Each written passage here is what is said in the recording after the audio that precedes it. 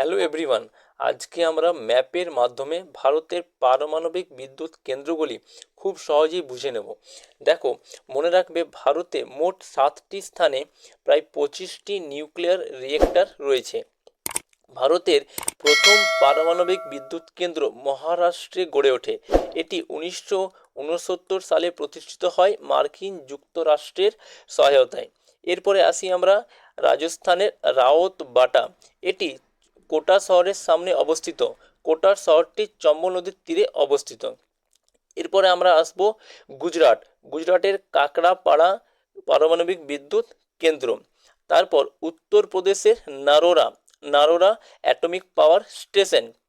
দক্ষিণ ভারতে আমরা পেয়ে যাব কর্ণাটকের কৈগা অ্যাটমিক পাওয়ার স্টেশন বা পারমাণবিক বিদ্যুৎ কেন্দ্র।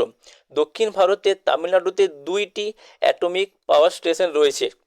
প্রথমটি হলো কুন্দাকুলাম। এটি হলো ভারতের বৃহত্তম অ্যাটমিক পাওয়ার প্ল্যান্ট।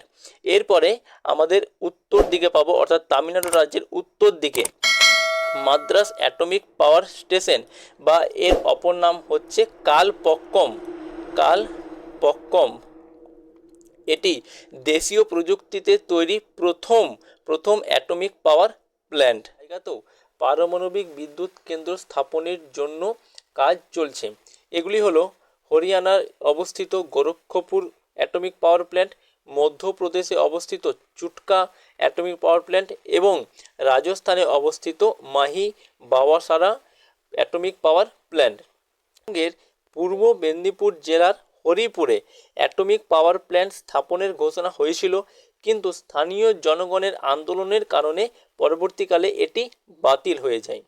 এরপরে আমরা কম্পিটিটিভ এক্সামের জন্য কয়েকটি ইম্পর্টেন্ট পয়েন্ট দেখে নেব। যেমন ভারতের পারমাণবিক কেন্দ্রের কর্মসূচির জনক কাকে বলা হয়? না, এটা হবে হোমি জাহাঙ্গীর